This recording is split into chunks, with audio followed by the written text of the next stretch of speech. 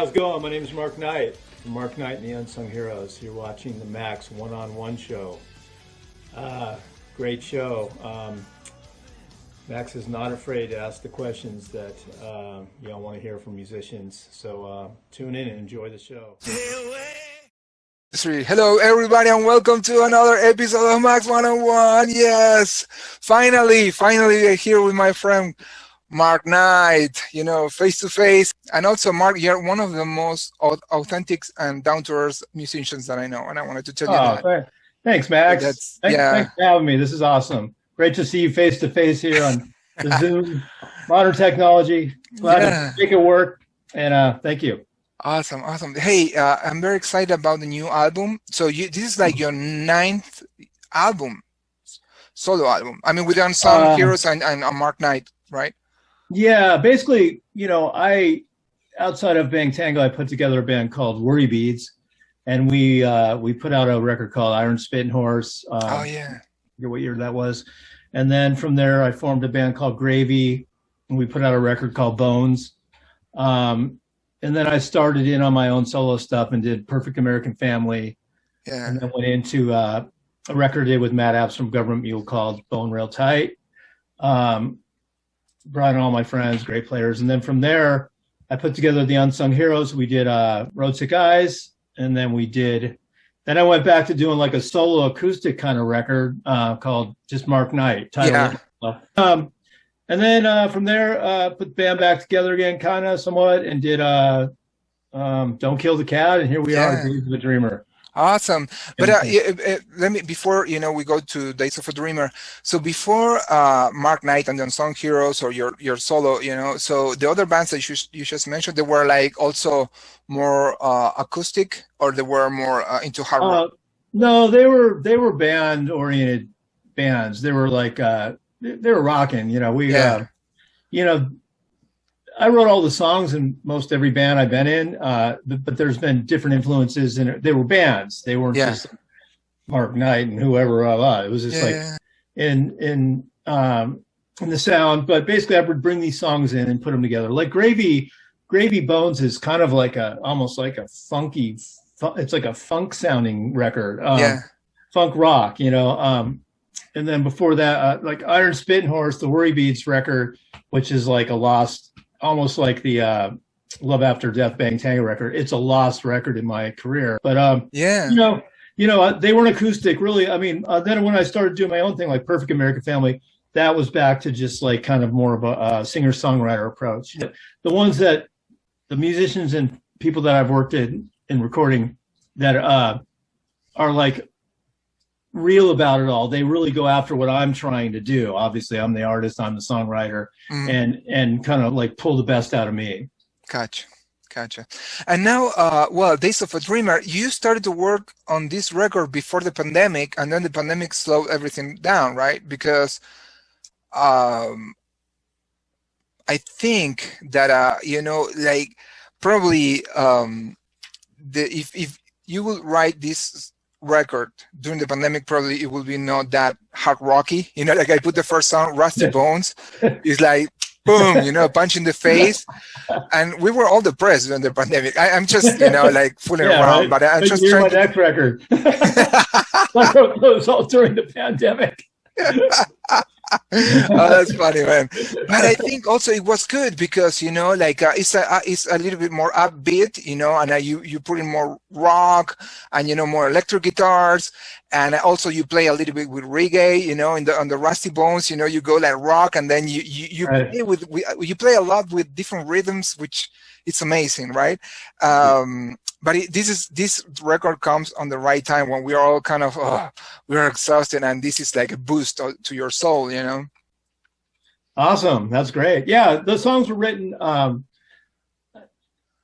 So let's see, 2018 was "Don't Kill the Cat." After that came out, I worked that for a year or so and put that out and did everything. But I'm always writing, so I collected these songs in 2018. 2019, I started demoing them. And come 2020 with the pandemic and all that, these songs were already written. So I just basically recorded them in those dark times, between March of 2020 till, into the year, I recorded them. But yeah, I didn't write the songs during this weird time. Yeah, man. And also one other thing that I noticed a few days ago, you put on Facebook some comment that, like during the pandemic, I've been having the most weird dreams, and the album name is Days of a Dreamer. I mean, we're getting real here, but yeah, I don't talk about stuff like that very often. And it was like I had a couple beers that night. I'm like, man, I'm having weird dreams. Are you guys having weird dreams? But really what's happening, I think, is that, we've all been locked down and talking about myself, a guy who's like basically played live and performed live on stage for 35 years of his life. I'm 50. Yeah, I was moving now, and all of a sudden you're not doing it anymore. Yeah. And you're stuck in your house with, not saying it's bad, with your wife, and you got my studio and this and that, and I made a record, but like, it's just weird. And like, I have dreams about traveling all the time because I haven't traveled. I haven't done anything for the last year. So those dreams are like, a lot of it's about being on the road, being on tour, a lot of bang tango, like post-traumatic stress bang tango dreams from all the touring.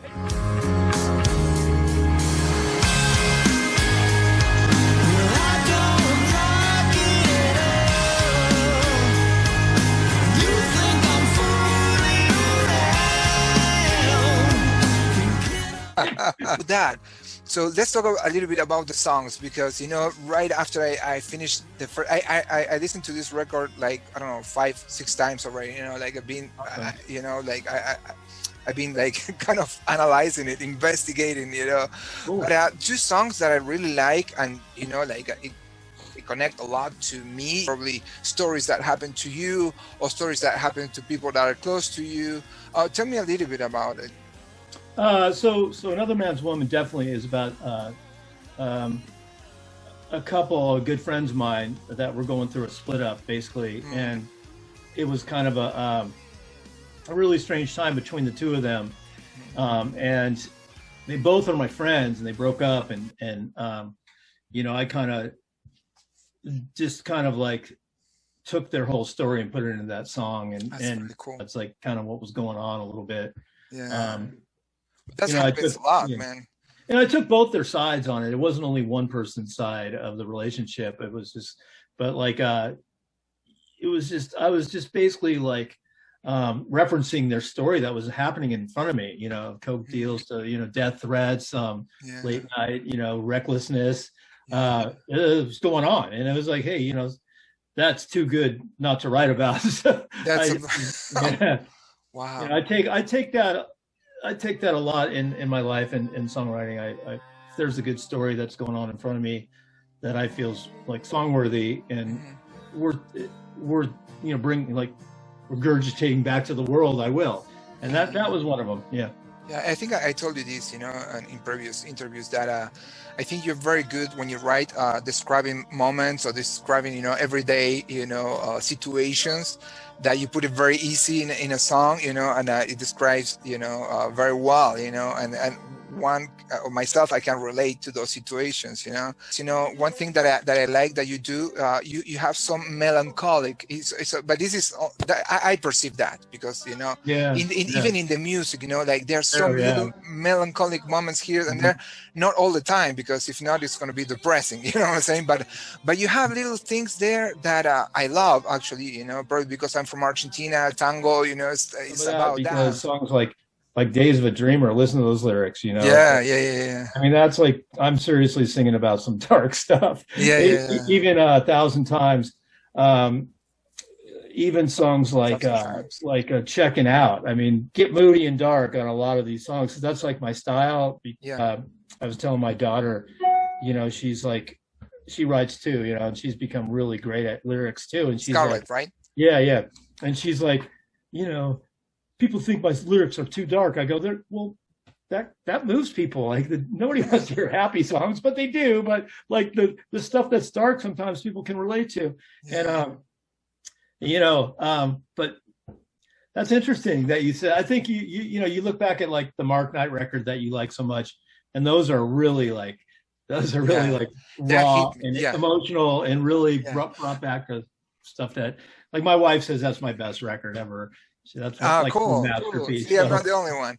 But you know, Mark, probably, and we discussed this also, probably because now you're using the music is more rocky, you know, more electric guitars. So before, right, with the acoustic, like the acoustic makes the words, the lyrics to stick out, you know, right?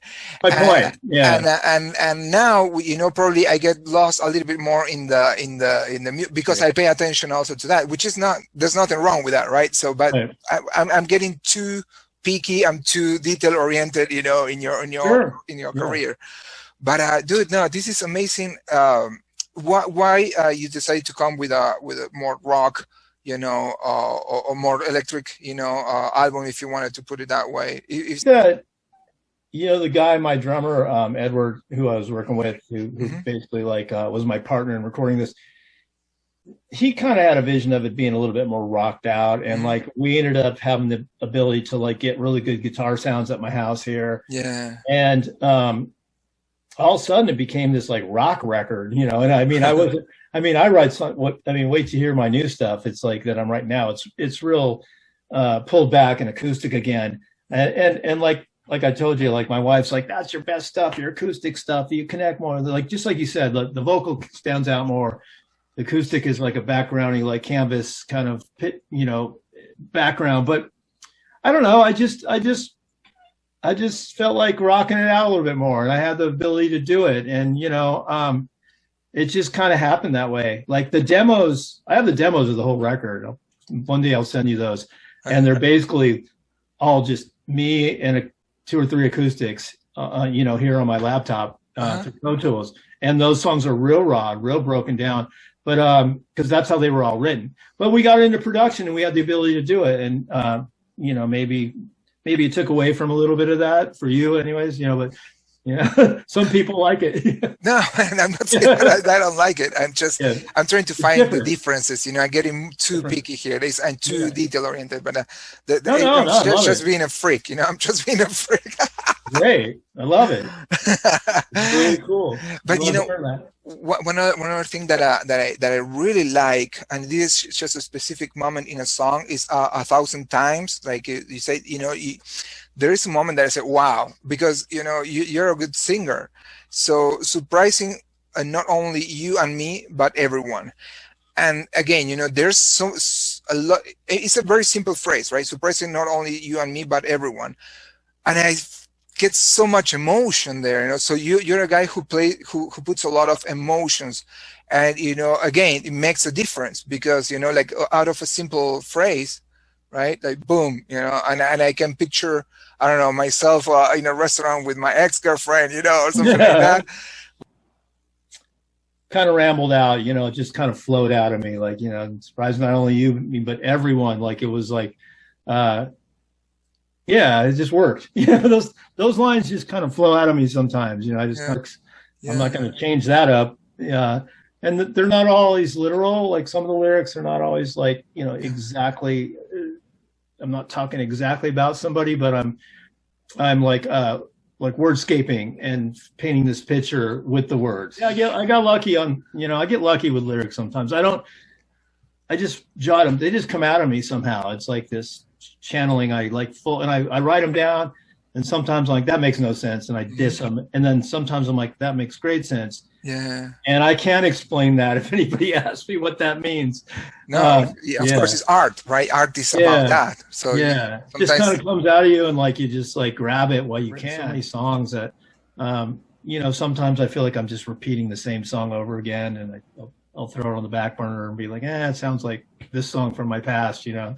Well, do you miss band Tango, because you know that we had a lot of expectations last year, you know, about you guys going back on the road, you know, probably get a new album, and suddenly, boom, you know, the dream is over. Yeah, you know, we did a great show. We worked hard to get it together. The whiskey show, yeah. And you know, like fortunately enough, the band miraculously got it together. Yeah. All of us from different states, and did that show, and it was a sold-out show at the Whiskey. And you know, we basically put a a power set together of all the best of we thought were the best, and people loved it. And then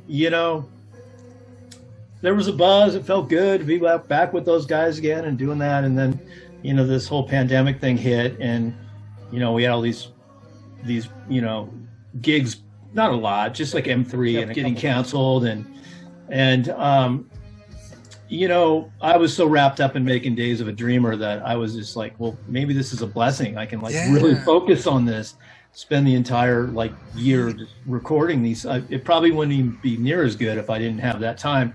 So to me, it wasn't like I was missing that. It was nice to revisit it, Bang Tango, and I mean, we're still going to do it, but as far as sparking the creativity, writing, chemistry of Bang Tango again, to me, I wasn't really my heart wasn't in that at the moment, because I was trying to get this record together. Yeah. Plus, the guys live out of town, and it's, I don't know, it's a tough thing with Bang Tango. We all need to kind of be in the room and kind of put these songs together as a band, and we couldn't do that really because everybody's in different places, and so yeah, that's kind of we're planning to do some stuff again as soon as this clears up. I mean, we barely talk anymore, but we're all still we're committed to it. We put our life, and it's like family. So, I'll be there, and everybody else will be too. That I don't think anybody's gonna let the next guy down. Yeah. Even though I'm pushing my solo stuff real hard right now, and that's where I'm at. But that'll happen, I think, in time. But anyways, so let's talk a little bit more about Days of a Dreamer. Their hit, right? The wise choice. So your daughter was the director of that video. And how was it? She told you, okay, come here, Dad. Let's record this scene over here. So how was it? So basically, I was talking to Scarlett, my daughter, and I was telling her about the record, and she's like, I'm like, I don't know if a video even serves any purpose, it's what videos are kind of not like they used to be. She's like, no, you should do one. So I'm like, okay. So how about this, Scarlett? How about you you take the reins, you direct it, you style it, you cool. Video it, and I'll rent a camera for you. She's like, totally, because she's really good with that. She does a lot of her own stuff, and she's like, yeah, I'll totally do it. So she wrote out this entire treatment, this whole 2-day schedule, the agenda for the day. We're going to start in the morning. We're going to film you at the house, get Samantha on the tire swing, and blah, blah, blah. Then we're going to go up to here. I'm going to go to Ventura. We're going to shoot you. She had the whole thing planned out. Wow. And she told me what to wear practically. Cool. Her whole thing. And she was going after a real a real day in the life with me, and not no poser crap at all. Just like me, just going to the liquor store and buying beer and running on the beach, boxing, whatever. It was all just my day, and it was a lot of my cat, my wife on the tire swing. It was all her whole idea, and we just did it in 2 days.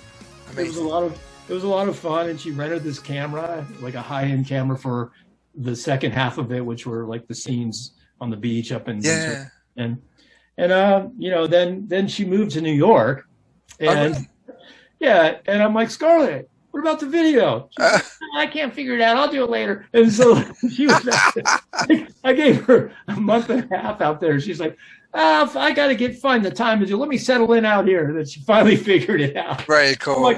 We had a bunch of time because we filmed it in August. I wasn't going to put this record out till 2021. I got plenty of time, so I kind of gave her a deadline, December, and she pulled it off, and she got it together. And yeah, very cool. And also, I'm happy that it's not a lyric video. That you actually, guys, I'm putting scenes, and that goes along with the lyrics and the music, because there are so many lyric videos out there that it's a point that with the lyric videos, so I'm very happy she didn't want to do a lyric video. She goes, those are cheesy. You don't want to do one of those. Yeah, I love that. We actually just wrote a song. We wrote a song together recently and recorded it over Christmas break. Oh, cool. Great tune. It came out so good. And I'm like, Scarlett, let's do a video, maybe a lyric video. She goes, no, lyric videos. For that, I want to talk a little bit about the personnel of an album. That the problem nowadays, when you have streaming like Spotify or Amazon Music or those platforms, or maybe I don't know how to get there.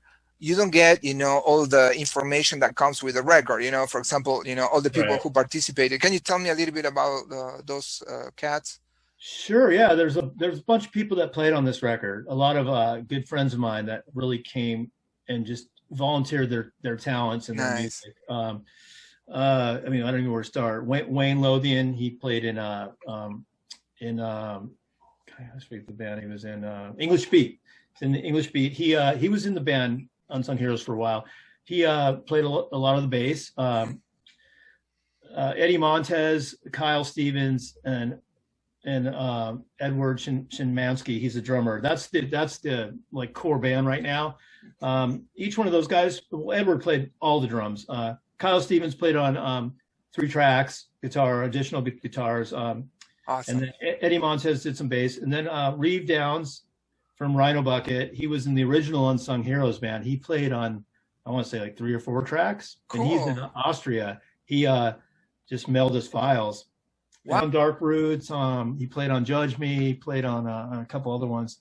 Nice. And then Kyle from Bang Tango played on 2 tracks. He played on what did he play on? He played on Days of a Dreamer and Wise Choice. That's Kyle on bass. Cool. Yeah, Angie from the Deserters. She's a good friend of mine. She sang the duet with me at the end of the song called "Party's Over." The Party, so amazing song, man, and she has a beautiful voice. Beautiful right voice. On. Yeah, that. You know, I told you, hey, who's this lady? Because I didn't have the CD. You know, so I didn't have anything yet. So she's a good friend of ours. She's been friends with us for years, and she offered to do it. She came over to the studio. We did the duet.